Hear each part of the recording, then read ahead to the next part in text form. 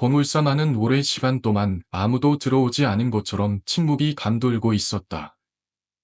그 침묵 속에서 나는 점점 더 불안해지기 시작했다.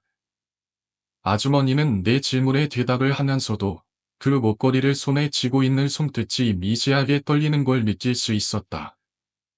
마치 그 물건에 뭔가 다른 짐이 깃들어 있다는 듯한 기분이 들었다. 이 물건은 손같이라고 들려. 그냥 고대의 유물처럼 보이지만 사실은 그런 물건이 아니에요. 이 물건을 가질 사람은 반드시 그 대가를 치르게 될 거예요. 아주머니의 목소리는 여전히 낮고 떨리지만 내게 말하는 내용은 점점 더 충격적이었다. 손같이? 그것은 단순한 귀신이 아니라 누군가의 의지를 따라 움직이는 존재라고 했다. 그리고 그 존재를 불러내는 대가로 무엇인가를 반드시 잃어야 한다고 했다. 대체 무슨 대가를 치러야 하죠? 나는 내 심장이 빠르게 뛰는 것을 느끼며 물었다. 내 목소리도 떨리고 있었다. 그 대가는 바로 당신의 삶에서 중요한 무언가를 잃는 거예요. 그게 무엇일지는 사람마다 달라요. 하지만 그 대가는 항상 치러야 해요. 아무리 큰 대가라도 말이죠. 아주머니의 눈빛이 그 순간 불길하게 빛났다. 나는 그 눈빛을 피할 수 없었고 뭔가 이상한 기운을 느꼈다. 이 고물상은 단순히 물건을 파는 곳이 아니었다. 이곳에는 분명히 다른 차원의 힘이 존재하고 있었다. 내가 아무 말 없이 멍하니 그녀를 바라보자 아주머니는 다시 입을 열었다. 이 물건을 소유한 사람들은 단순히 귀신을 불러내는 것 이상을 할 수 있어요. 그들은 그 존재를 존중하고 그 존재의 힘을 이용해 다른 사람들에게 저주를 내리기도 하고 심지어 그 능력을 상품처럼 사고 팔기도 하죠. 상품처럼 사고 팔기라니요. 나는 이 말에 충격을 받으며 물었다. 그렇죠. 이 물건을 이용해 귀신이나 악령의 힘을 거래하는 사람들이 있어요. 그리고 그 거래를 통해 엄청난 부를 얻거나 아니면 끔찍한 저주를 받는 거죠. 아주머니는 잠시 말을 멈추고 그 목걸이를 다시 한번 손에 쥐었다. 이 물건을 손에 넣을 사람들은 대부분 그런 거래에 휘말리게 돼요. 그들이 얻는 힘은 대단하지만 그 힘을 계속 사용할수록 그 대가는 점점 더 참혹해져요. 그 순간 나는 그의 이야기의 무게를 느낄 수 있었다. 내가 방금 들은 이야기만으로도 가슴이 답답해지고 차가운 땀이 흐르는 기분이었다. 나는 잠시 말을 잇지 못하고 그 고물상 안에서 묘한 공기만을 느끼고 있었다. 그러나 내 안에서는 계속해서 궁금증이 떠오르고 있었다. 이 물건이 진짜로 존재한다고? 이 물건이 정말로 누군가에게 손가시를 불러낸다고? 그럼 이 물건을 가질 사람들이 그 힘을 어떻게 사용하나요? 나는 어렵게 말을 꺼냈다. 그들은 주로 다른 사람들의 삶에 영향을 미치려고 해요. 예를 들어 누군가를 저주하거나 또는 자신의 목적을 이루기 위해 그 존재를 조종하는 거죠. 아주머니의 목소리가 다시 한번 떨리기 시작했다. 이 물건은 단순히 귀신을 둘러내는 것이 아니다. 그 존재를 자신의 이익을 위해 조종하는 힘을 가지고 있어요. 하지만 그 힘을 사용하면 할수록 그 대가는 점점 더 끔찍해집니다. 그 대가를 치르는 순간 그 사람은 더 이상 돌아올 수 없는 길을 가게 되는 거죠. 나는 그 말에 머리가 멍해졌다. 정말 그런 일이 가능할까? 정말 이런 물건이 존재할 수 있을까? 하지만 그 순간 나는 다시 한번 그 물건의 손끝이 떨리는 것을 느꼈다. 무언가가 내 안으로 스며들고 있다는 기분이 들었다. 그리고 내 머릿속에서 갑자기 한 가지 생각이 떠올랐다. 만약 이 물건을 내가 가져간다면 나는 어떤 대가를 치르게 될까? 그 대가는 무엇일까? 그렇다면 그 물건을 가질 사람들은 결국 어떻게 되나요? 나는 다시 묻지 않을 수 없었다. 그들은 결국 모두 끔찍한 끝을 맞이하게 되어 그 의심을 너무 많이 사용한 사람들은 결국 그 존재에게 지배당하게 되고 그 존재는 그들을 완전히 숨겨버리죠. 그 대가는 너무나도 끔찍하고 그 대가를 치를 사람들은 다시는 돌아올 수 없어요. 아주머니는 목걸이를 손에 쥐며 점점 더 낮은 목소리로 말을 이어갔다. 이 물건은 사람들의 욕망을 충족시키기 위해 존재하는 것이 아니라 그들의 욕망을 잔인하게 짓밟는 물건이에요. 그 순간 다리 안의 공기가 더욱 차가워지기 시작했다. 뭔가가 변화하고 있다는 느낌이 들었다. 그리고 내 주변에서 그늘처럼 스며드는 무언가가 있다는 것을 느꼈다. 마치 내가 지금 이 순간 그 물건의 힘에 의해 영향을 받고 있다는 느낌이었다. 이 물건을 가지게 되면 그 대가는 어떻게 치르게 되나요? 나는 간신히 말을 꺼냈다. 그 대가는 단순히 목숨을 아단하는 것이 아니에요.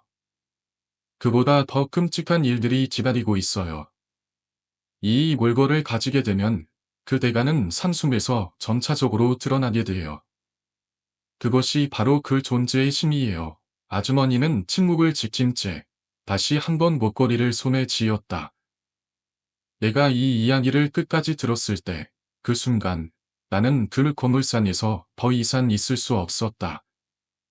이곳에서 내가 겪은 일이 현실인지 아니면 단순히 한 사람의 이야기였는지 구분할 수 없을 정도로 혼란스러웠다.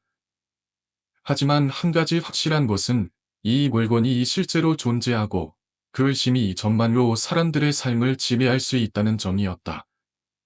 이 이야기는 귀신과 영혼에 대한 전통적인 믿음을 기반으로 하고 있으며 사람들이 자신들의 삶을 변화시키기 위해 어떻게 초자연적인 존재들을 다루려고 하는지를 보여줍니다. 이 이야기가 보여주는 것은 단순히 귀신을 물건에 얻는 미신적인 힘이다 아니다. 그 뒤에 숨어있는 인간의 욕망과 심리적, 도덕적 딜레마, 그리고 이로 인한 심각한 결과들을 고찰하는 중요한 교훈을 담고 있습니다. 먼저, 귀신을 물건에 얻는 과정에 대해 살펴보면 이는 단순히 의식적인 힘이다 아니다 매우 깊은 문화적 의미를 지닌 행동입니다. 한국을 비롯한 많은 아시아 국가에서는 죽은 자의 원한이나 분노를 달래기 위해 그들의 영혼을 특정한 물건에 얻는 의식을 전통적으로 행해왔습니다. 이러한 행위는 단순히 죽은 자를 기리거나 그들의 분노를 가라앉히려는 목적이 아니다. 어떤 영적인 힘을 얻거나 그 힘을 통해 자신의 삶의 변화를 일으키려는 목적을 가지고 있습니다.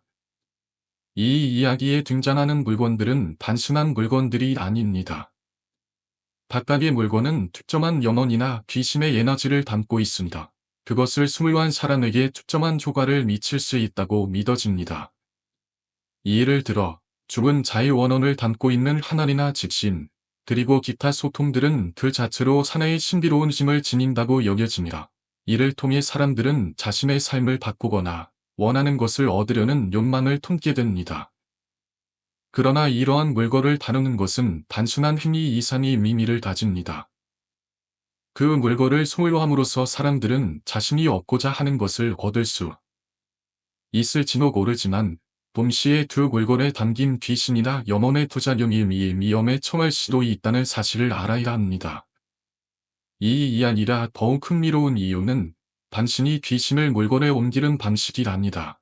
그 물건에 얹어진 영혼들이 어떻게 사람들의 삶에 영향을 미치는지를 보여주기 때문입니다. 사람들은 종종 불행이나 어려움을 겪을 때 그 원인이 외부에서 오는 것이라고 믿고 그 해결책을 찾기 위해 초자연적인 힘을 찾으려 합니다. 그들은 귀신이 얹어 있는 물건을 소유함으로써 자신들의 문제를 해결할 수 있을 것이라고 믿지만 사실 이 물건들은 종종 그들에게 예상치 못한 부작용을 가져오게 됩니다. 물건에 얹힌 귀신들이 사람들에게 미치는 영향은 단순히 물리적인 차원을 넘어서 심리적인, 영적인 차원까지 미칩니다. 사람들이 이 물건들을 다루면서 경험하는 두려움, 불안, 그리고 심리적 압박은 점차 그들의 삶에 영향을 미치기 시작합니다. 그들은 물건을 소유하는 것만으로 문제를 해결할 수 있을 거라고 생각했지만 사실 그 물건이 가져오는 영적인 부작용은 그들이 예기치 못한 방식으로 그들의 삶을 얼치게 만듭니다. 이와 같은 과정은 사람들에게 삶의 본질과 그들의 욕망에 대해 다시 한번 생각해보게 만듭니다. 이야기의 또 다른 중요한 요소는 바로 물건을 다루는 방식입니다. 귀신을 물건에 얻는 과정은 단순히 틈의 영혼을 물리적으로 옮기는 것이 아니다. 의심을 통해 영혼을 물건에 절약시키는 복잡한 과정입니다. 이 의식은 매우 신중하게 수행되어 있다 합니다. 그 과정에서 오류가 생기면 물건에 얹힌 귀신이 예기치 않게 사람에게 해를 끼칠 수 있습니다. 예를 들어 물건에 얹힌 귀신은 원한을 품고 있는 영혼일 수도 있고 억울한 죽음을 맞이한 사람일 수도 있습니다. 그 영혼은 살아있을 때의 감정이나 경험을 물건에 전이시킵니다. 그것이 소유자의 삶에 영향을 미치는 방식은 매우 다양합니다. 이야기 속에서 등장하는 물건들은 모두 특별한 능력을 지닌 것들입니다. 예를 들어 집신이나 하늘이 같은 물건들은 단순히 장식품이 아니다. 귀신의 영혼을 담을 수 있는 공간이자 그 영혼의 에너지를 흡수할 수 있는 매개체로 여겨집니다. 이러한 물건들은 그 자체로 의미가 있는 것이 아니다. 그 안에 담겨있는 영혼이나 감정이 위에 의미를 가지게 됩니다. 이 물건들이 실제로 어떻게 사람들의 삶에 영향을 미치는지에 대한 구체적인 설명은 없지만 그 물건들이 사람들에게 특별한 힘을 준다고 믿어지는 이유는 바로 그 물건에 담긴 귀신이나 영혼의 존재 때문입니다. 이와 같은 물건들이 실제로 휴거나 있는지에 대한 의문은 끊임없이 제기됩니다. 사람들은 이러한 물건을 통해 변화를 얻으려 하지만 그 물건을 소유한 후에 발생하는 부작용에 대해 생각하지 않는 경우가 많습니다. 실제로 귀신이 얹어 있는 물건은 그 자체로 신비로운 능력을 지닌다고 믿어지지만 동시에 그 물건이 사람에게 미치는 영향은 예기치 않게 부정적인 결과를 초래할 수 있습니다. 이러한 부작용은 종종 사람들에게 큰 피해를 줍니다. 그들이 원하는 것을 얻는 대신 그들이 원하지 않는 결과를 초래하게 됩니다. 이 이야기의 핵심은 사람들의 욕망과 그로 인한 선택이 가져오는 결과에 대한 교훈입니다. 사람들이 귀신을 물건에 얻는 이유는 그들이 원하는 것을 얻기 위해서입니다. 그러나 그들이 얻게 되는 것은 단순히 물건의 능력만이 아니다. 그 물건에 얹힌 귀신의 영혼과 감정도 함께 얻게 된다는 사실을 간과하고 있습니다. 이로 인해 그들은 결국 물건의 부작용을 경험하게 되며 그로 인해 더욱 큰 위험에 처하게 됩니다. 이야기 속에서 물건의 거래와 그로 인한 계약도 중요한 역할을 합니다. 귀신을 물건에 얹은 후 그것을 거래하려면 반드시 계약을 해야 하며 그 계약은 매우 엄격하게 이루어져야 합니다. 계약서에는 환불이 불가능하다는 조건과 만약 부작용이 발생하면 전적으로 소유자가 책임을 져야 한다는 내용이 포함되어 있습니다. 이러한 계약은 단순히 법적인 내용만이 아니라 영적인 계약으로서의 성격을 지니며 그 계약이 깨지면 심각한 결과가 초래될 수 있습니다. 그날 이후로 그 길라는 점차 많은 사람들 사이에서 소문이 퍼져나갔다. 그것은 단순한 전설이나 괴담에 불과하지 않았다. 많은 사람들이 귀신이 등장한다는 이야기를 믿지 않았지만 그곳을 지나가거나 그 근처에 살고 있던 사람들 사이에서는 입을 다물지 못한 채 속속들이 그 이야기를 나누기 시작했다. 귀신이 산다는 그 길라는 이상하게도 사람들의 관심을 끌었고 어느 순간부터는 그 이야기가 사실로 믿어지기 시작했다. 주인공인 작가 지만스는 그 이야기를 듣고 말고는 하는 것이 아니다. 이 사건을 제대로 파헤쳐보고 싶다는 생각에 삼잡았다. 취재를 했던 그 형님을 다시 만나 이야기를 듣기로 했다. 그 형님은 당초에 귀신의 존재를 부정하려 했지만 결국 이 빌라에서 벌어질 사건은 그 어떤 전설보다 강력하게 사람들에게 영향을 끼쳤고 그곳을 얽힌 미스터리한 사건들은 점점 풀리지 않은 수수께끼처럼 커져나갔다. 처음에는 작은 이야기에 불과했지만 시간이 지나면서 그 빌라의 주인들이 겪은 불안한 사건들이 하나둘씩 드러나기 시작했다. 어떤 이들은 그 빌라에서 살다 못하고 떠났다고 했고 어떤 이들은 그곳에서 이상한 소리나 불길한 기운을 느꼈다고 전했다. 그 중에서도 가장 유명했던 사건은 한 여자가 밤마다 이상한 소리를 듣고는 이성을 잃어버리고 결국에는 빌라에서 떠나지 않으면 안 되는 상황에 처했다는 것이었다. 귀신이 나타났다는 소문은 전혀 터무니없는 이야기가 아니었다. 사람들이 이야기하는 귀신은 바로 그 빌라에 오래전부터 살고 있던 어떤 여인의 원혼이었으며 그녀는 자신의 죽음을 고통스럽게 받아들일 수 없었던 것이다. 당시 그 빌라의 주민들은 그녀의 원혼이 아직도 그곳에 머물고 있다고 믿었다. 그녀는 자기가 죽은 뒤에도 그곳에 떠도는 원한의 만념으로 살아있는 사람들에게 복수를 하려는 존재였다. 그 여인의 이야기는 사람들 사이에서 점차 전설처럼 떠돌았다. 그녀는 어떤 이유에서인지 목숨을 잃었고 죽은 이후에도 이 세상에서 떠나지 못했다고 전해졌다. 귀신을 본 사람들이 말하기에 그 여인은 큰산 밭의 시간에 나타났다고 한다. 밤이 짙어질 무렵 사람들은 자신도 모르게 그 여인의 차가운 기운을 느꼈고 그 기운은 점점 강해져갔다. 그곳을 떠난 사람들조차 그 여인의 존재를 인정했으며 이곳에 살고 싶지 않다는 마음을 가질 수밖에 없었다. 작가 지만승인 주인공은 그 이야기를 듣고 더욱 궁금해졌다. 그는 그 여인의 원혼이 진짜로 존재하는 것인지 아니면 그것이 단순히 미신에 불과한 것인지를 알기 위해 다시 한번 그 빌라를 찾아갔다. 그런데 그는 그곳에서 예상치 못한 일이 벌어졌다는 사실을 알게 되었다. 그 여인의 원혼을 해결하려면 단순히 귀신을 쫓아내는 것으로 끝날 일이 아니었다. 그 여인의 죽음에는 어두운 비밀이 숨겨져 있었고 그 비밀을 밝혀내지 않으면 그녀의 원한은 영원히 풀리지 않을 것이라고 했다.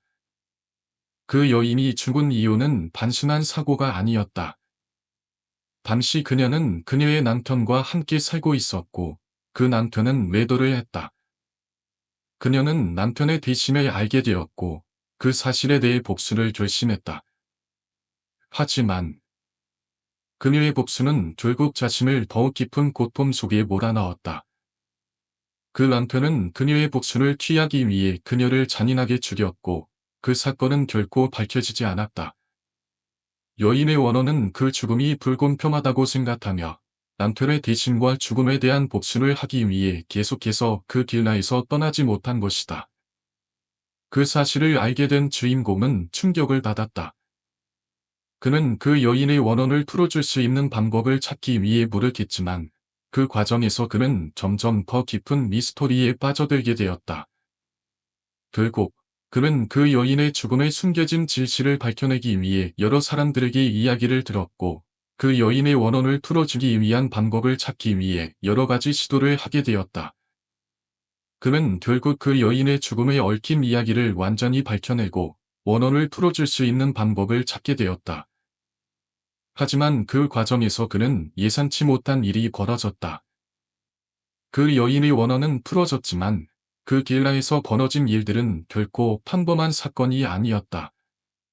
이 모든 일들이 우연히 일어난 것이 아니었으며 그 여인의 죽음이 단지 시작에 불과했다는 것을 깨닫게 되었다. 그 이후 주인공은 그 빌라를 떠나지 못했다.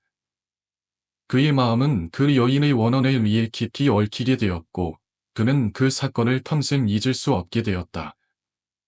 그가 겪은 일들은 단순한 귀신의 이야기가 아니었고 그것은 인간의 욕망과 고통이 얽힌 복잡한 이야기였다. 이 이야기는 결국 끝을 맺지 못했다. 주인공은 그 빌라에서 일어난 사건을 끝내지 못하고 떠났지만 그의 마음속에 그 여인의 원혼은 계속해서 남아 있었다. 그는 그 사건을 평생 기억하며 언젠가 다시 그 빌라를 찾아나야 할지도 모른다는 생각을 하게 되었다. 언니, 이 집에서 벗어나면 정말 안 되는 건가? 나는 다시 한번 언니에게 물었다. 이 집을 떠날 수 없다면 우린 무엇이 될까? 나는 그것이 무엇인지 이해할 수 없었다. 집안의 공기조차 미세하게 달라진 느낌이었고 그 차가운 바람은 여전히 집을 가로지르며 나를 압도했다. 네, 이제는 벗어날 수 없어. 언니는 이제 눈물이 그칠 짐이라 보이지 않았다. 그녀는 두 손으로 얼굴을 감싸며 마치 재산이 무너지는 듯한 표정을 지었다. 이 집은 단순한 집이 아니야. 이 집은 우리가 떠나는 안 되는 이유가 있어. 우리가 이 집에 얼쩍어린 이상 이 집에서 벗어나면 안 돼. 그 말은 여전히 이해가 가지 않았다. 나는 집을 떠날 수 없는 이유를 이해하고 싶었다. 그러나 그 설명은 전혀 듣기 좋은 설명이 아니었다. 집이 단순한 건물이 아니라는 말, 우리가 얽혀 있다는 말, 그것은 불길한 느낌만을 남겼다. 대야. 나는 갑자기 큰 물건을 떠올렸다. 대안은 왜 그렇게 중의를 쓸까? 왜 대안을 놓지 않으면 모든 것이 바뀌는 것처럼 보였을까? 그 대안아 무엇을 의미하는지 나는 그 단을 찾고 싶었다. 대안은 언니라 다시 입을 열었다. 대안은 단순한 그릇이 아니야. 그 대안은 이 집과 연결된 상징적인 물건이야.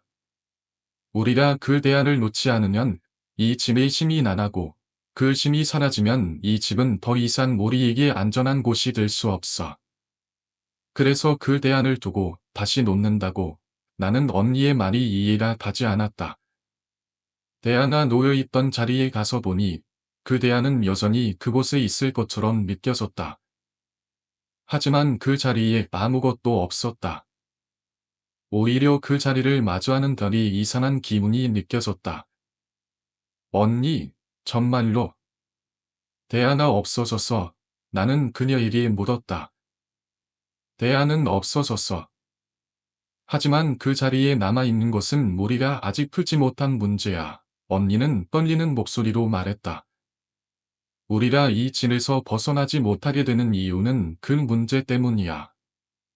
우리에게 남은 유일한 방법은 그 대안을 다시 제자리로 돌려놓는 것뿐이야. 그 말은 여전히 믿기 힘들었다.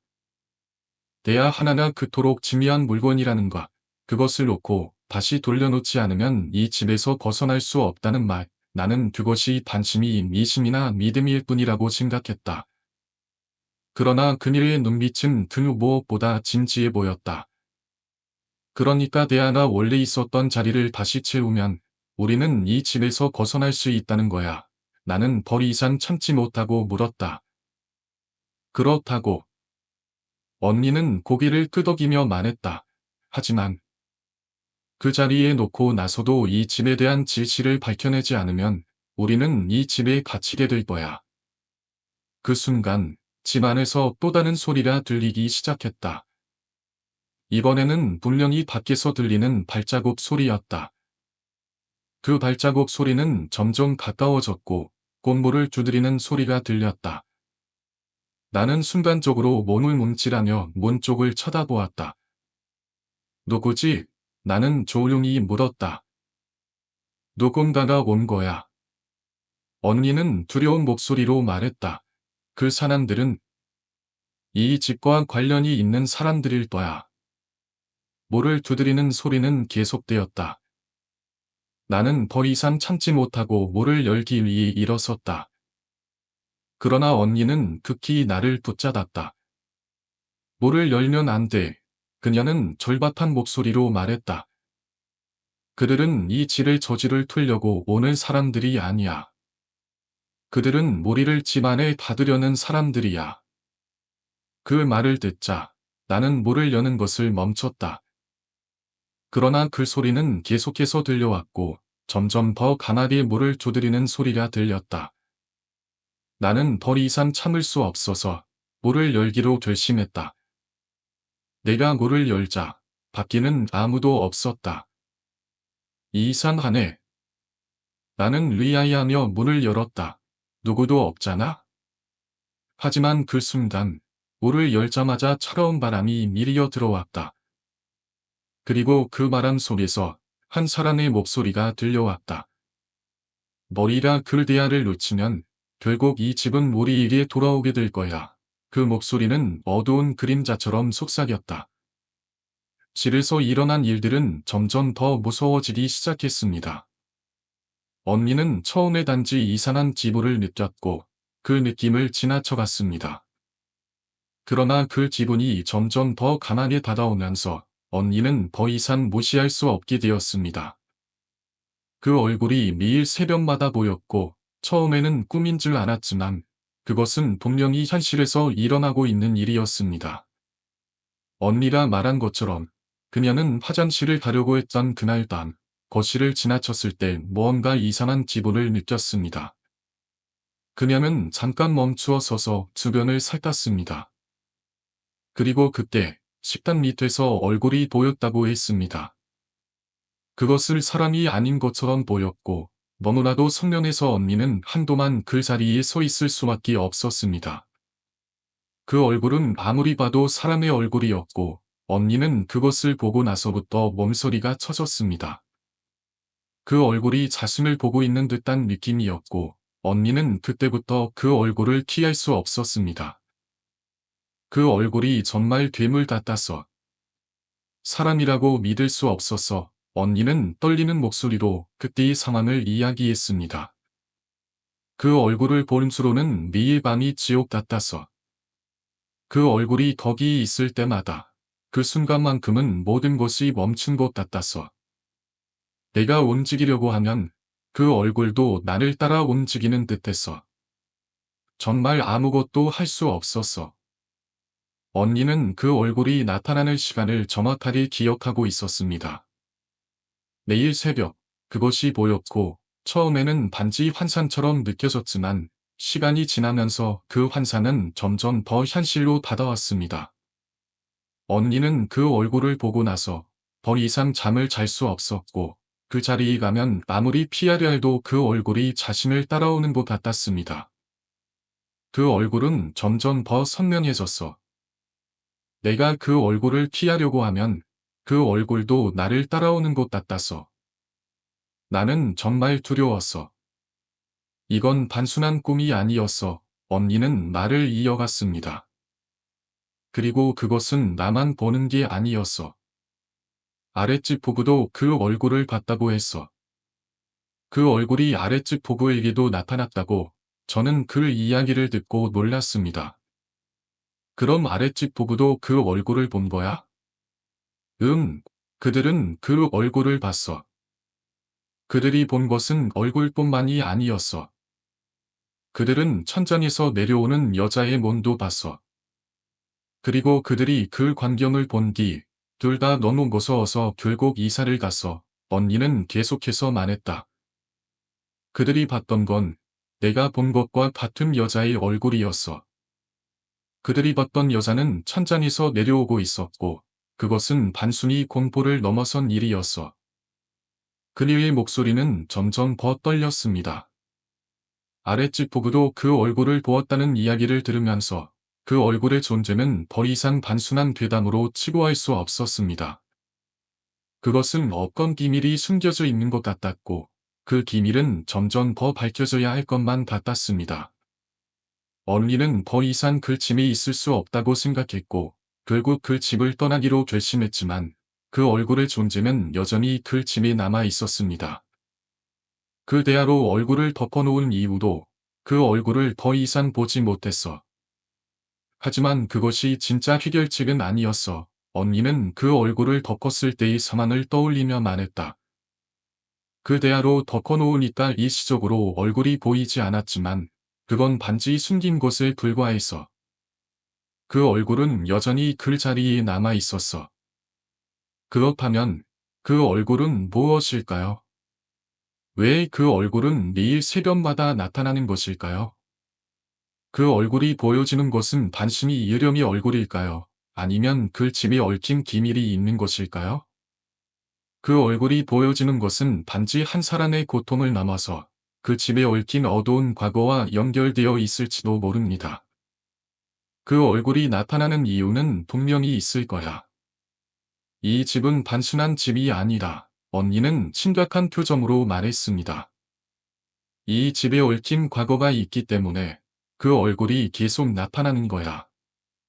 그렇다면 그 집에서 일어난 일들은 무엇이었을까? 그 집은 새로 지어진 집이었지만 그곳에는 예전의 어두운 사건들이 남아 있었던 것입니다. 예전에 이곳에 있던 빌라에서는 정말 끔찍한 일이 일어났습니다. 그 빌라의 옥상에서 한 여자가 자살을 했고 그 사건은 누구도 기억하지 못한 채 지나갔습니다. 그러나 그 사건의 영향은 그 집에 남아 있었고 그것이 결국 이 집에 나타난 것입니다. 이 집은 사실 신축 건물이지만 그 자리에 있던 예전 길 하나 있어서 언니는 이야기를 계속 이어갔습니다. 그 길가에서 자살한 여자나 그 자리에 남아 있었고 그 여자의 모습이 5층과 4층 사이에 남아 있어서 이제 그 집의 비밀이 조금씩 밝혀지고 있었습니다. 그 여자는 이 집에서 일어난 비밀의 일부였고 그녀의 영혼은 그 집에서 떠나지 않고 계속해서 존재하고 있었던 것입니다. 그 여자가 자살한 이유는 명확하지 않았지만 그녀의 고통은 그 짐을 통해 전해졌고 그것이 바로 그 얼굴의 원인인 듯했습니다. 그 여자가 자살한 이유는 아무도 모르지만 그녀의 영혼은 그 자리에 남아 있어서 언니는 잠시 침묵을 지키며 말을 이어갔습니다. 그 얼굴은 그 여자의 영혼이 그 자리에 남아 있다는 증거였어. 그리고 그 여자가 다시 나타날 때마다 우리는 그 얼굴을 보게 된 거야. 이 이야기는 결코 끝낼 수 없는 이야기처럼 느껴졌습니다. 그 집에서 일어난 일들은 단지 한 사람의 고통을 넘어선 여러 사람들의 얽힌 이야기였고 그 얼굴은 그 모든 비밀을 감추고 있었습니다. 그 집을 떠나지 않은 사람들은 계속해서 그 얼굴을 보았고 그 집의 비밀은 결코 드러나지 않았습니다.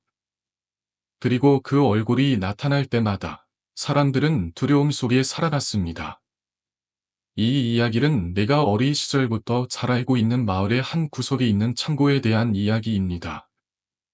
그 창고는 어릴 적부터 마을의 아이들 사이에서 자주 언급되었고 그 이야기 속에는 귀신이 등장했습니다. 그 당시만 해도 나는 그런 이야기를 믿지 않았습니다.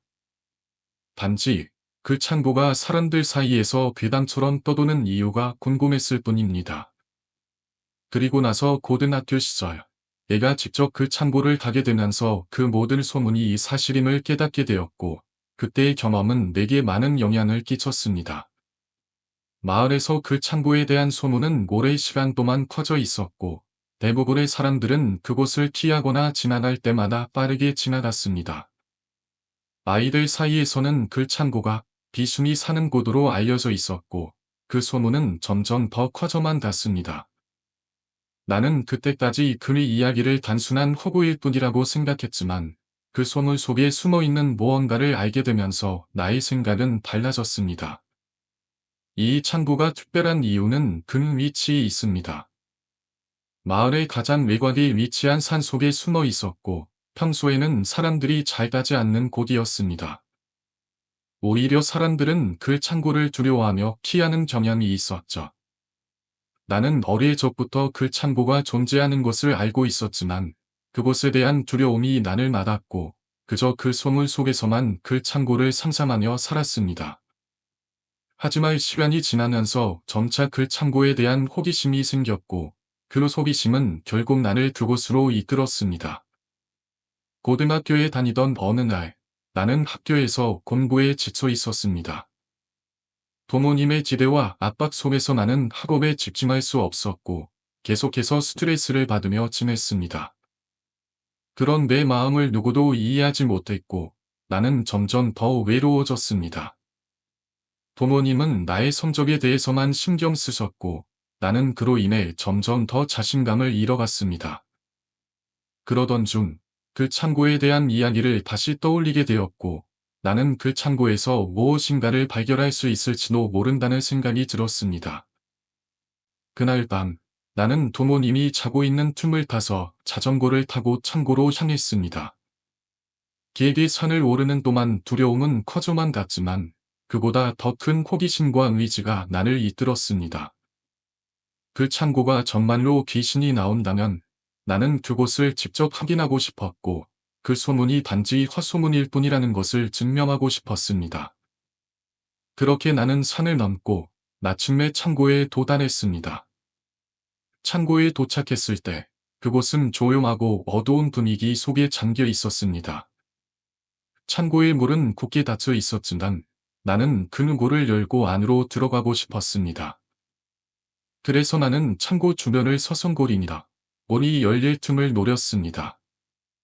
그렇게 몇 분을 기다린 후 나는 창고의 문을 조금씩 열기 시작했습니다. 그리고 그 순간 나는 귀신의 소리라고 생각되는 이상한 소리를 듣기 시작했습니다. 처음에는 그 소리가 무엇인지 몰랐습니다. 낙엽이 바람에 흔들리는 소리인지 아니면 동물의 발소리인지 구분할 수 없었습니다. 하지만 그 소리가 반복되면서 나는 그것이 분명히 사람의 목소리라는 것을 알게 되었습니다. 그 목소리는 여자의 것이었고 그 소리가 점점 가까워지는 듯한 느낌이 들었습니다. 내가 숨을 크게 쉬며 그 소리에 집중했을 때 그 소리는 더욱 명확하게 들렸습니다. 하지만 그 목소리에서 무엇을 말하는지는 알 수 없었습니다. 그저 무언가를 반복해서 말하는 듯했지만 그 말의 내용은 내가 이해할 수 없었습니다. 내가 그 소리를 듣고 있던 그 순간 갑자기 창고의 밑쪽에서 이상한 소리가 들렸습니다. 마치 무엇인가 떨어지는 소리처럼 그 소리가 창고의 지붕 위에서 들려왔습니다. 나는 두려움에 떨며 창고 위를 올려다보았고 그때 내가 본 것은 상상도 못할 광경이었습니다. 긴 머리카락을 풀어헤친 여자가 창고 지붕에 서서 아래를 내려다보고 있었던 것입니다. 그녀는 마치 내가 보지 못하게 하려는 듯 천천히 그 모습을 감추려 했습니다. 하지만 나는 그때 그 장면을 정확히 보았고 그 순간 내 몸은 얼어붙은 듯 움직이지 않았습니다. 그녀는 아무런 말도 하지 않았고 그저 나를 내려다보며 골미 서 있었습니다. 나는 그 순간 그 창고가 단순히 귀신이 있는 장소가 아니다. 그곳 자체가 뭔가 다른 존재로 가득 차 있다는 것을 깨달았습니다. 그 존재가 무엇인지 정확히 알 수 없었지만 그곳에서 나는 그 어떤 경험을 할 것이라는 직감이 들었습니다. 나는 결국 창고를 떠나기로 결심했습니다. 다시 산을 내려오면서도 그 장면이 머릿속에서 떠나지 않았습니다. 여러분, 상상해보세요. 밤의 어두운 정처 속에서 자신이 살아온 삶의 흔적들을 되새기며 어느 한순간 자신의 내면에서 깨어나지 않던 감정들이 하나둘씩 드러나는 상황을 말입니다.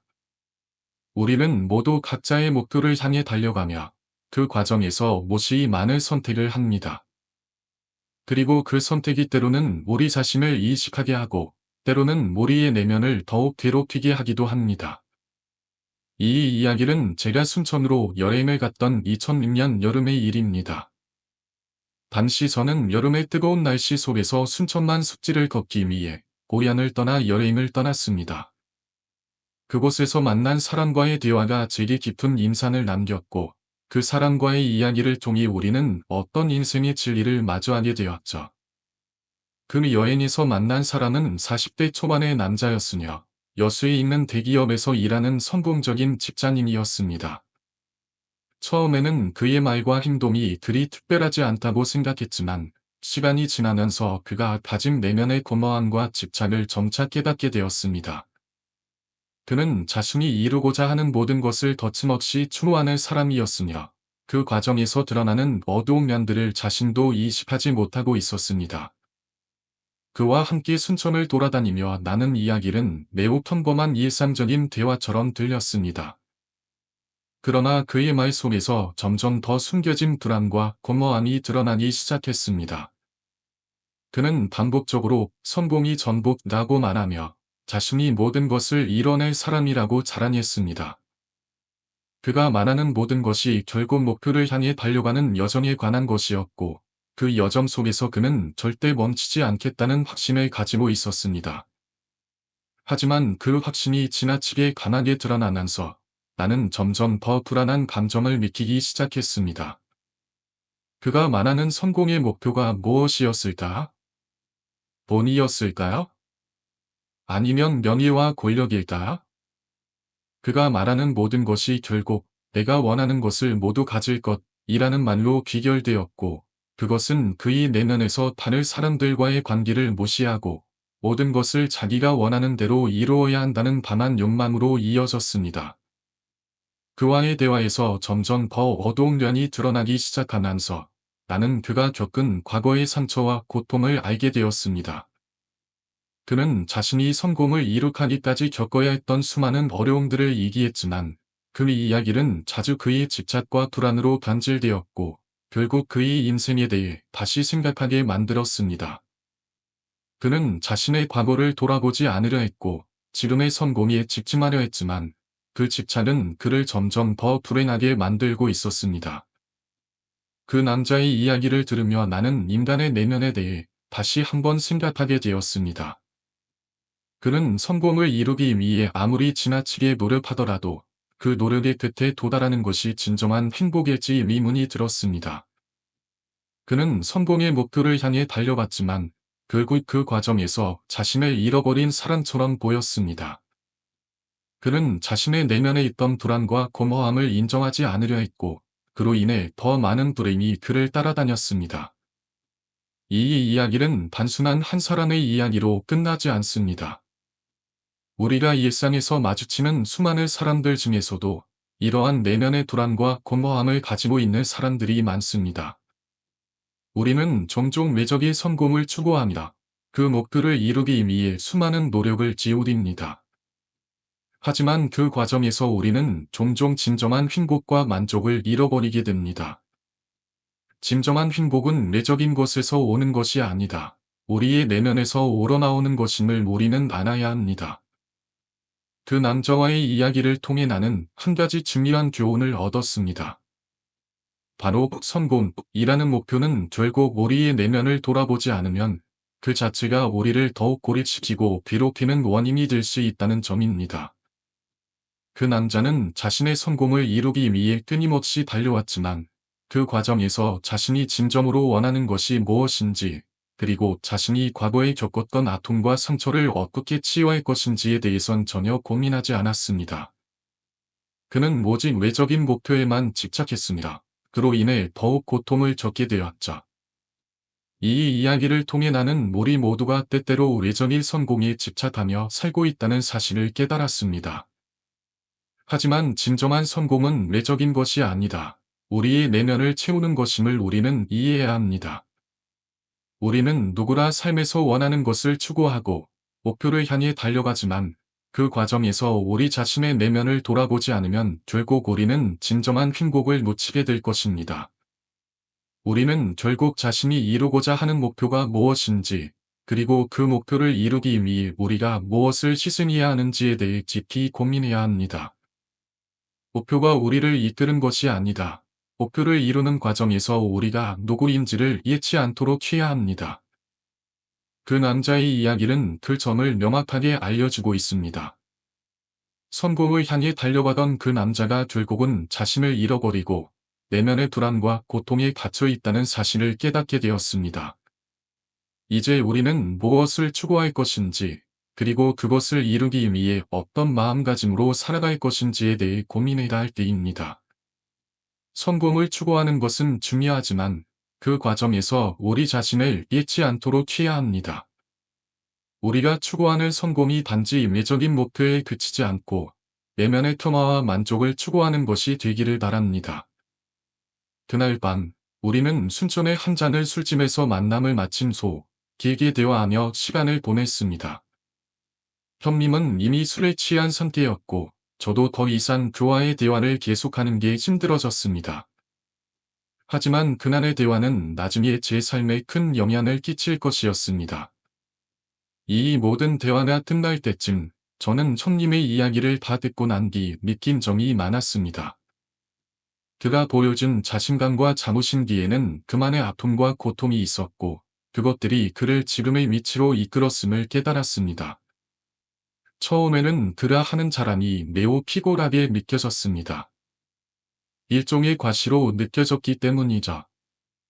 그는 자주 자기를 높이고 자신이 이룬 것들에 대해 얘기했습니다. 고아로 태어나서 고등학교를 겨우 졸업하고 결국 대기업에 들어가 고속 승진해하며 서울의 부동산을 투자해 성공적인 결과를 얻었다고 말했습니다. 그는 그것들을 자랑스러워하며 나도 이렇게 힘든 길을 걸었어라는 메시지를 전달하고 싶었던 것 같습니다. 그러나 저는 그것이 단순한 자랑이 아니다. 그가 어떻게 과거의 어려움을 극복하고 지금의 자리에 올라왔는지를 이해하기 시작했습니다. 형님은 자신이 걸어온 길을 대해 끊임없이 이야기했습니다.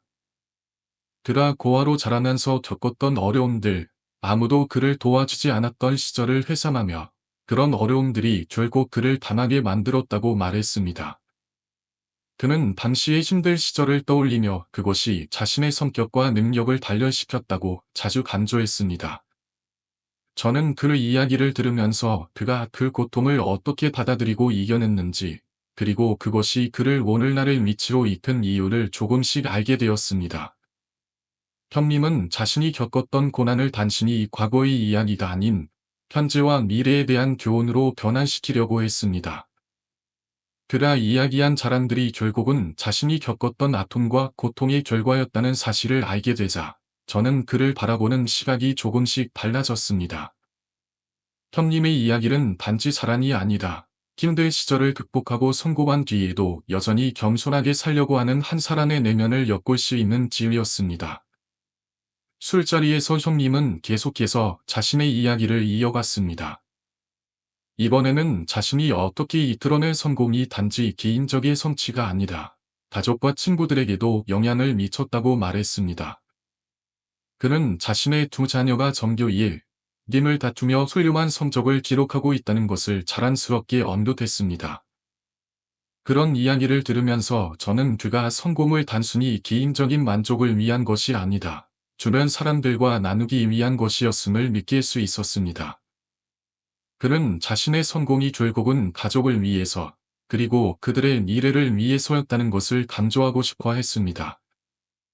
그 형님은 계속해서 자신이 알고 있는 사람들, 그들이 가진 사회적 영향력에 대해서도 이야기했습니다.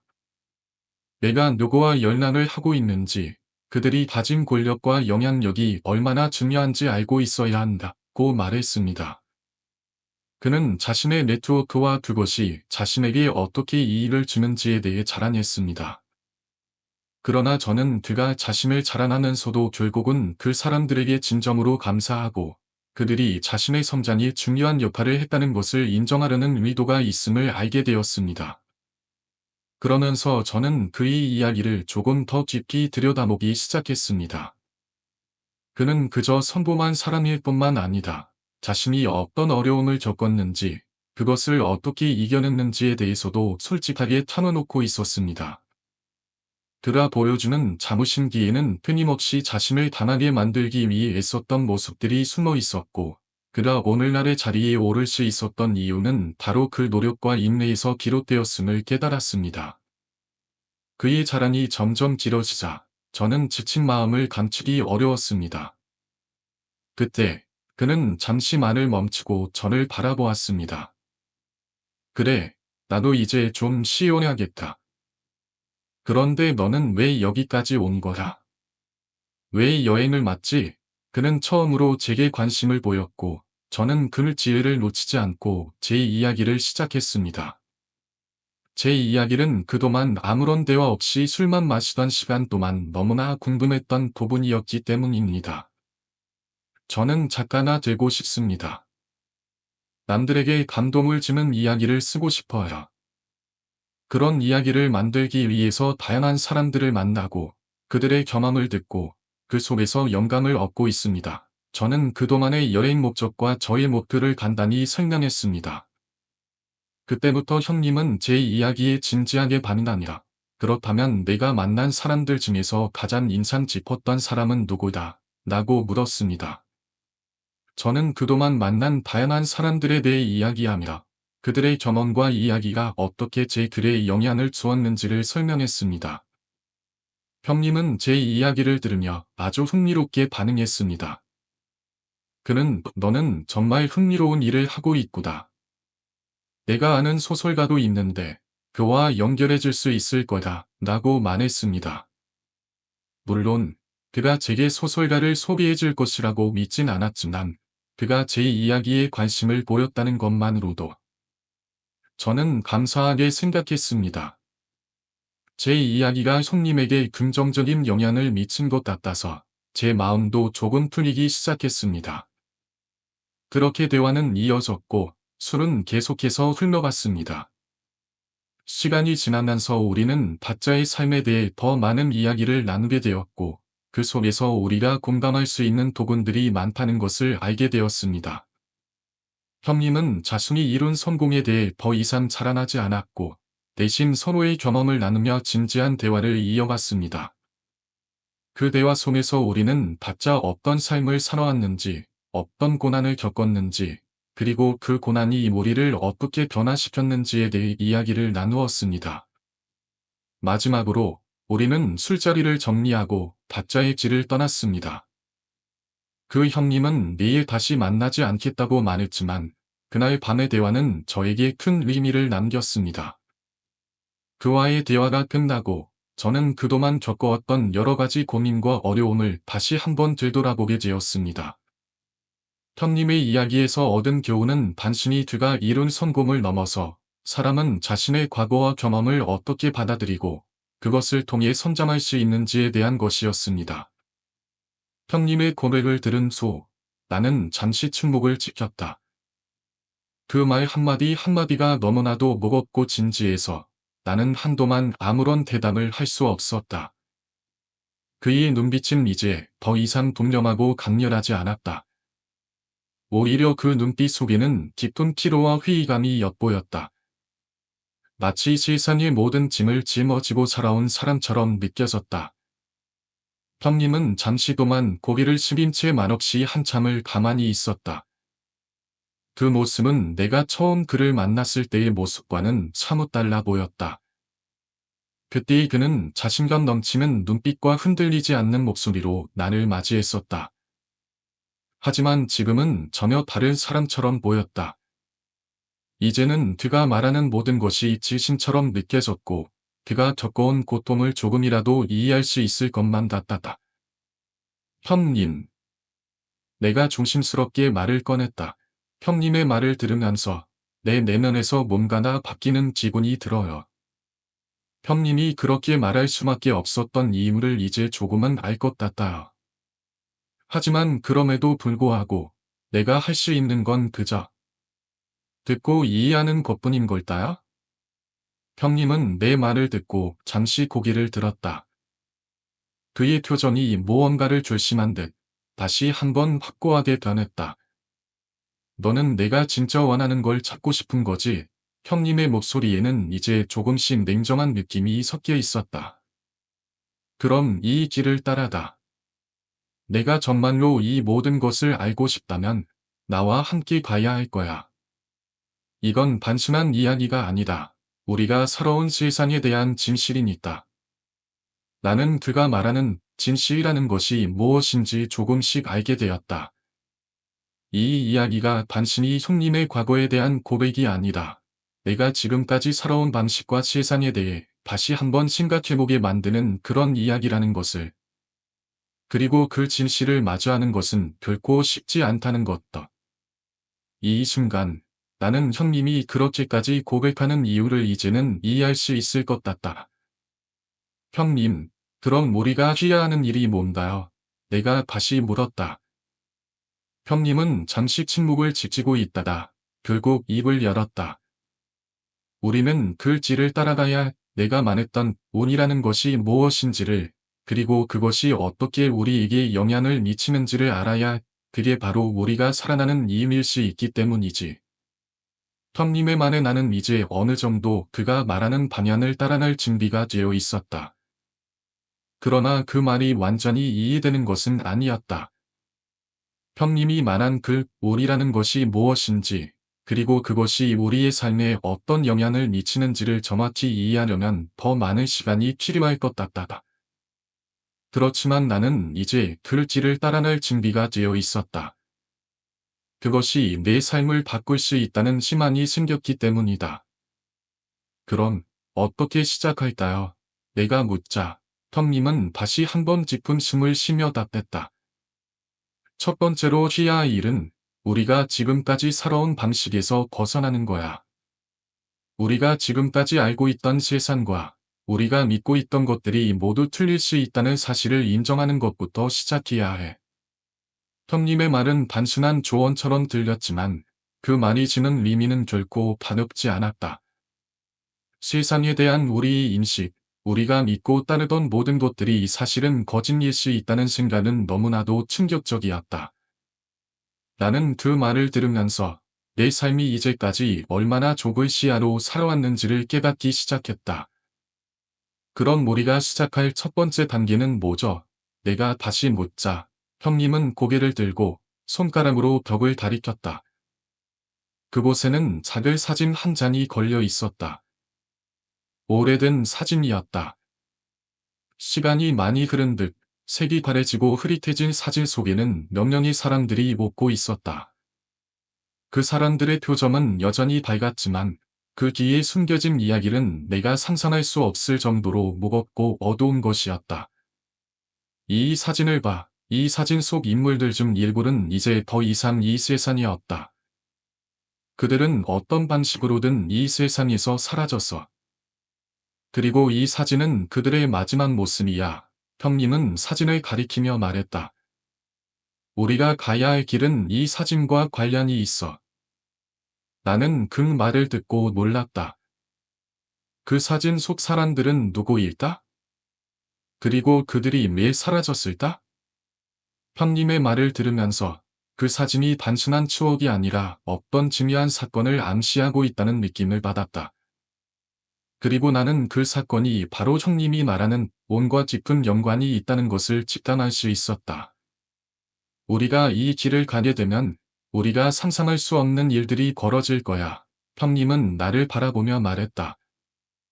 그 길이 위험하고 고통스러울 수도 있지만 그만큼 우리에게 필요한 진실을 밝혀낼 수 있을 거야. 나는 잠시 생각에 잠겼다. 형님의 말이 맞았다. 이 길을 따라가는 것이 결코 쉽지 않다는 사실을 알았다. 하지만 내가 이 길을 따라가기로 결심한 이유는 단 하나였다. 나는 더 이상 내가 살아온 방식에 만족할 수 없었다. 나는 내 삶을 바꾸고 싶었고, 그 길이 나를 진정으로 변화시킬 수 있다는 믿음이 생겼기 때문이다. 알겠습니다. 그 길을 가겠습니다. 내가 결심을 내리자. 형님은 미소를 지으며 고개를 끄덕였다. 좋아. 그럼 이제 우리는 시작해야 해. 형님은 담배를 찌문 채로 하늘을 올려다보며 입을 열었다. 그럼 너는 왜 여기까지 오게 된 거냐? 내가 물었을 때 그는 잠시 말을 멈추고 손목시계를 쳐다보며 답했다. 나도 처음엔 몰랐어. 그저 살아남고 싶은 마음뿐이었지. 살기 위해서라면 뭐든지 할 수 있었어.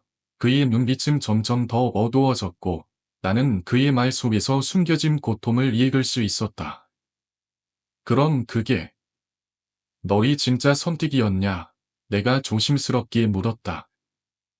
형님은 한숨을 쉬며 말했다. 그의 선택이었다고 생각한 순간이 있었다. 하지만 그 순간이 지나면 선택이 아닌 키련처럼 느껴지더라. 어쩔 수 없었다. 그때 나에겐 그것만이 유일한 길처럼 보였으니까. 형님은 다시 담배를 입에 물고는 길게 연기를 뿜어냈다. 그 연기가 어둠 속으로 사라지면서 그의 목소리가 또렷하게 들렸다.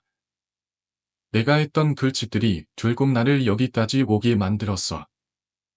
그때 당시에는 그게 살아남는 법이라고 생각했지만 지금 생각해보면 정말 끔찍한 일이었지. 그의 말에 나는 더 이상 아무 말도 할 수 없었다. 그의 말 속에 담긴 고통과 질책감은 그 어떤 말로도 풀 수 없는 깊은 감정이었다. 나는 그가 겪은 고통을 이해하려고 했지만 그 고통은 나의 상상을 초과하는 것이었다. 형님은 그렇게 한참을 침묵했다. 그 침묵 속에서 나는 그의 과거를 떠올렸다. 그가 말한 대로 그때 그가 선택한 길은 분명히 끔찍하고 비윤리적이었지만 당시의 상황 속에서 그는 극의 다른 선택을 할 수 없었다. 그가 이야기한 살아남는 법은 그에게는 절박한 생존의 방식이었고 그 선택을 하지 않았더라면 그는 지금 이 자리에 존재하지 않았을지도 모른다. 그게 정말 옳은 선택이었다면 왜 이렇게 괴로워하냐? 내가 다시 물었다. 그 질문에 형님은 고개를 숙였다. 알고 있어. 그게 옳은 선택이 아니었다는 걸, 하지만 이미 늦었어. 내가 겪은 모든 일들이 이제는 되돌릴 수 없는 바보가 되어버렸으니까. 그는 잠시 눈을 감고 다시 한번 고통에 찬 표정을 지었다. 하지만 그 선택을 하지 않았으면 나도 몰랐을 거야. 내가 살아남기 위해 얼마나 잔인해질 수 있는지. 그때 그 방법 외에는 없었어. 그가 말할 때마다 나는 그의 말솜에서 묻어나는 몰봄과 자취를 느낄 수 있었다. 형님, 그걸 알면서도 계속 그 길을 갔다는 건 정말 힘들었겠네요. 내가 말을 꺼냈을 때 형님은 한 번 더 반대를 태우며 말했다. 힘들었다. 매일매일이 전쟁 같았어. 하지만 그리의 내기는 유일한 방법이었어. 사람의 뼈를 마시고 시체를 태우면서도 나는 살아남고 싶었어. 그게 아니면 난 죽었을 거니까. 그때 형님의 얼굴에 한 줄기의 빛이 비추었다. 하지만 그렇게 살아남았다고 해서 행복하지 않았어. 그게 나를 더 괴롭혔어. 내가 했던 일이 내 인생을 망쳐버린 걸 알면서도 그걸 바꿀 수 없다는 사실을 깨달았을 때 정말 끔찍했어. 그의 말은 이제까지 들어본 것 중에서 가장 무겁고 깊었다. 나는 그 말을 듣고 가슴이 먹먹해졌다. 이 이야기는 단순한 곰꼬 이야기가 아니었다. 그것은 한 사람의 깊은 죄책감과 절망의 이야기였다. 형님은 다시 한번 담배를 입에 물고 길게 연기를 내뱉었다. 그럼에도 불구하고 나는 살아가야만 했어. 그게 내게 주어진 숙명이었으니까. 살아남고 성공하고 계속해서 나아가야 했어. 그렇지 않으면 나는 그때 그 고통을 견딜 수 없었을 거야. 그의 말이 끝나자 나는 한동안 아무 말도 할 수 없었다. 그가 겪은 고통을 이해할 수는 없었지만 그가 말한 그 고통이 그를 얼마나 망가뜨렸는지를 알 수 있었다. 그때 나는 문득 그의 눈빛에서 뭔가 중요한 것을 깨달았다. 그가 말한 살아남기 위한 선택이란 단순히 생존을 위한 것이 아니라 그의 내면에서 끊임없이 벌어지는 싸움과도 같았다. 형님의 이야기를 듣고 나서 나는 그가 겪은 고통을 이해하려 애썼지만 결국 그에게는 결코 평화가 오지 않을 것임을 알게 되었다. 그는 이미 그 길을 떠나버렸고 그 길을 되돌아갈 수는 없었다. 형님, 이제는 괜찮을 거예요. 내가 말했다. 하지만 형님은 조용히 웃으며 대답했다. 그게 바로 문제야.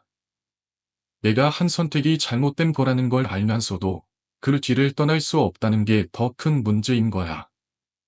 민철이는 사장님과 함께 편의점에서 12시까지 기다리며 한우의 사건들을 이야기했다. 그날도 마찬가지로 사장님은 유난히 피곤해 보였고 민철이도 마찬가지였다. 그들은 무거운 침묵 속에서 시간을 보냈고 갑작스레 고요한 공기를 깨낼 시기의 초침 소리만이 들렸다. 어느덧 시계는 12시를 가리켰고 그녀는 그때마다 등장했다. 그녀가 편의점에 들어왔을 때 민철이는 지난날의 사건이 떠오르며 불안감을 느꼈다. 어제와 똑같은 모습으로 그녀는 편의점 안에서 무언가를 찾고 있었다. 그녀의 눈빛은 마치 어떤 특정한 대상을 찾고 있는 듯했다. 민철이는 그녀의 눈을 마주치고 싶지 않았다. 그녀의 눈동자에는 일종의 차가운 공허함이 믿겨졌기 때문이다. 그 순간 편의점의 불빛이 갑자기 깜빡였다. 사장님은 아무 말 없이 CCTV를 확인하려 했고 민철이는 그의 뒤를 따라갔다. CCTV 화면을 켜고 보니 그 여자가 정확히 12시부터 12시 5분까지 사라져 있었다. 화면에는 그녀가 나타난 시간이 고스란히 찍혔지만 그 시간이 지나자 갑자기 그 여자는 사라진 것이었다. 그 공백은 마치 그 여자가 처음부터 존재하지 않았던 것처럼 보였다. 이게 뭐야? 사장님이 말없이 화면을 바라보며 중얼거렸다. 민철이는 아무 말도 할 수 없었다. 그녀가 사라졌다고? 아니면 그 시간에 아예 존재하지 않게 만든 것일까? 두 사람은 그 영상을 계속해서 돌려보았다. 그러나 그 어떤 설명도 이 상황을 풀 수 없었다. 사장님은 침묵을 지키며 민철이를 불안한 눈빛으로 바라보았다. 일단 집에 가자. 사장님의 말에 민철이는 아무 말 없이 고개를 끄덕였다. 두 사람은 각자의 생각에 잠겨 집으로 돌아갔다. 민철이는 그날 밤 그 여자가 다시 나타날까 봐 잠을 이룰 수 없었다. 매번 눈을 감을 때마다 그녀의 얼굴이 떠올랐다. 그 여자의 차가운 시선이 그의 가슴 깊은 곳에 여전히 남아 있었다. 다음 날 출근하니 사장님은 여전히 그 여성이 다시 나타나지 않을 거라고 말했다. 그러나 편의점 문 앞에는 이상한 부적이 하나 붙어 있었다. 그 부적은 분명히 어제의 사건과 연관이 있을 것이었다. 민철이는 점술가를 찾아갔고 그곳에서 사장님과 만나게 되었다. 점술가는 건물에 예전에 상부가 있었다며 귀신이 자신의 아이를 찾으러 온 것이라고 말했다. 그리고 그 부적을 붙이면 더 이상 그 여성이 나타나지 않게 될 것이라 덧붙였다. 점술가의 말대로 부적이 붙여졌고 그날 밤 민철이는 다시 야간 근무를 시작했다. 그러나 그날 밤 그의 불안감은 다시 시작되었다. 11시 50분 민철이는 다시 그 여자가 나타날까봐 두려워했다. 그리고 바로 그때 한 손님이 담배를 사러 들어왔다. 민철이가 담배를 꺼내고 계산을 하고 있을 때 다시 그 여자가 등장했다. 그녀는 환자복을 입고 있었다. 그러나 그녀는 편의점 문 앞에서 마치 무엇인가에 가로막힌 듯 들어오지 못하고 있었다. 그녀는 문 앞에서 멈춰 서서 민철이를 향해 차가운 눈빛을 보내며 뭔가 말을 했다. 그러나 민철이에게 그 소리는 들리지 않았다. 민철이는 손님에게 물었다. 저기, 문 앞에 있는 그 환자복 입은 여자가 보이세요? 그러나 손님은 전혀 관심을 보이지 않았다. 무슨 소리냐고? 보이지도 않는데 손님은 무심하게 대답하고는 카드를 내밀었다. 아무것도 보지 못한 손님은 아무렇지 않게 결제를 마치고 가버렸다. 하지만 민철이는 그 여자가 여전히 문 앞에서 그를 응시하고 있음을 느꼈다. 12시 5분이 지나기를 지도했지만 시간이 지나도 여자는 계속 문 앞에 서 있었다. 무언가 말을 계속하고 있었지만 그 소리는 여전히 들리지 않았다. 민철이는 점점 더 두려움에 떨며 사장님에게 전화를 걸었다. 사장님, 그 여자가 여전히 문 앞에서 저를 쳐다보고 있어요. 그녀는 지금도 저를 바라보며 계속 말을 하는 것 같아요. 그런데 소리는 들리지 않아요. 너무 무서워요, 사장님. 저 그만둘래요. 사장님은 조용히 듣고, 알겠다. 일단 아침까지 기다려라. 그만두고 싶으면 아침에 말해도 된다고 말했다. 민철이는 그 말을 듣고 잠시 안도의 한숨을 내쉬었지만 불안은 여전히 사라지지 않았다. 그는 계속해서 그 여자를 바라보며 시간을 기다렸다. 시간은 느리게 흘렀고 민철이는 끝없이 그녀의 모습을 눈에 담았다. 그렇게 아침이 되자 사장님이 편의점에 도착했다. 그러나 그 여자는 여전히 문 앞에 서 있었다. 사장님은 민철이에게 손을 내밀며 말했다. 너무 무서워하지 마라. 우리는 해결할 수 있다. 사장님은 민철이를 데리고 점술가의 집으로 갔다. 점술가는 이미 민철이의 이야기를 들었고 그 여자가 계속 쫓아오는 이유를 설명했다. 그녀는 그 건물의 오래된 귀신이었고 사라지기 위해서는 그 여자가 겪은 일을 다른 사람에게 모두 말해야만 한다는 것이었다.